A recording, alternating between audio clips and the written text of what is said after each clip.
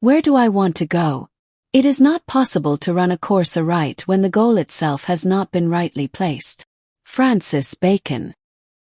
Every day new goals to be achieved, plans to be realized, and deep desires arise in us, and these are relatively easy to imagine. By ease in this case, I mean that daydreaming do not require effort. A thought simply pops out of us that it would be nice to achieve this and that and to know as our own. So far so good, it's really not a difficult thing.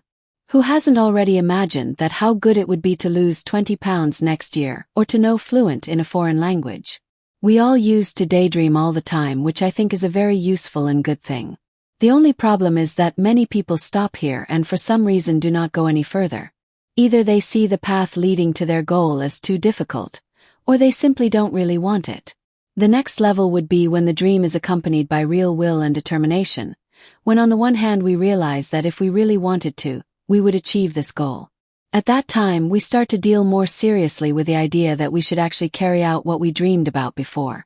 At that point, many people get into it in the matter and some complete it within a foreseeable time, while others fail and often give up at the beginning. For the latter, this can happen because, unfortunately, not infrequently after the few initial obstacles, their motivation regarding the goal they want to achieve subsides and simply dissipates. But why does it happen that sometimes we give up and rather let it all go?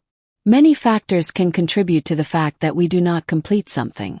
Of course, there are times when we have other things to do.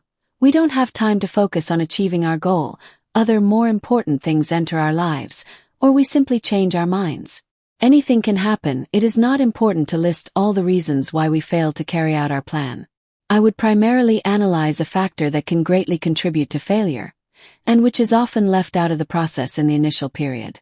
This, in my opinion, is that we are wrongly defining what we want to achieve in the first place.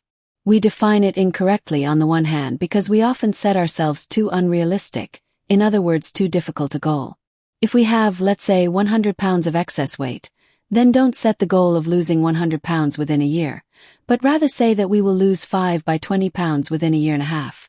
So often the goal we set for ourselves is too big for us and we don't realize that if we broke down our goal into smaller sub-goals of equal size, it wouldn't seem so big anymore.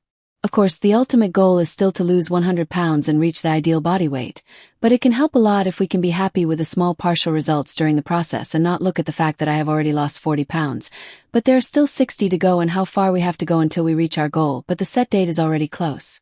Many people give up because they simply aren't persistent enough.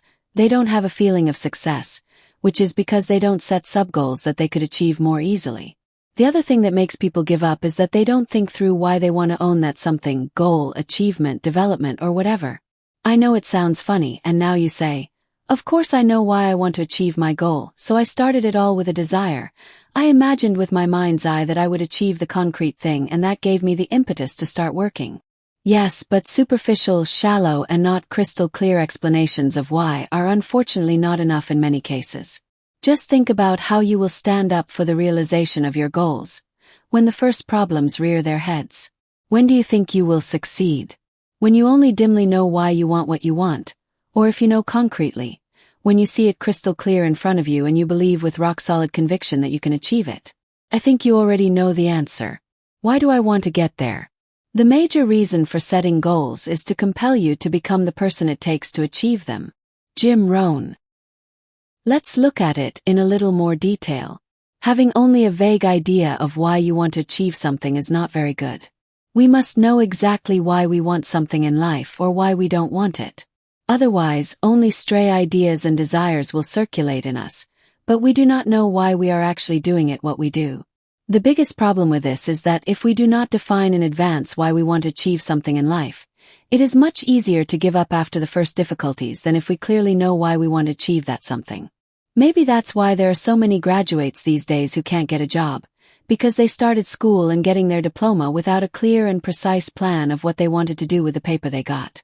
The fact that it will only be good for something, and my parents, brother, and acquaintances suggested it, that is not enough reason. We ourselves must know what we are getting into and why, since this is our life, our decision, and we will have to take responsibility for it. So let's take as an example that you want to get your driving license. You should ask yourself some important questions at the very beginning. Why do I want a driving license? If I get my certificate, will I predictably use my knowledge? Or do I just want to pass the exam because my friends already have it all? Does my current financial situation look like I will have a car in the near future? If not, am I sure now is the time? Everyone knows that if we don't use a certain knowledge or acquired skill for a long time, it starts to fade and we forget a lot of it. But let's look at another case. We'd like a license for the next one.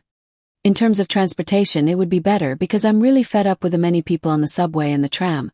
I want to travel alone and I think that the car is faster. The latter may seem like a good reason, but if you think about it, not such a good explanation. If I put down my driving license and drive a car, won't be people there? There won't be anyone directly next to me. But sitting in her/his car, yes, and I won't be traveling alone in this case too. Maybe the car can go faster than the subway train. But is the speed I want to go really allowed in the city? At that time, I didn't even talk about the traffic jams and the constant interruptions, parking difficulties, and the costs of maintaining a car. I don't want to discourage anyone from getting a driver's license and driving. That is not my intention at all. Driving a car is a very good thing and great humility and discipline can be learned while taking the course, and I believe this can be applied to other areas of life later on. With this previous derivation, I just wanted to illustrate that before we want to get into something, it doesn't hurt to ask ourselves questions and then try to answer them so that we can make the best possible decision.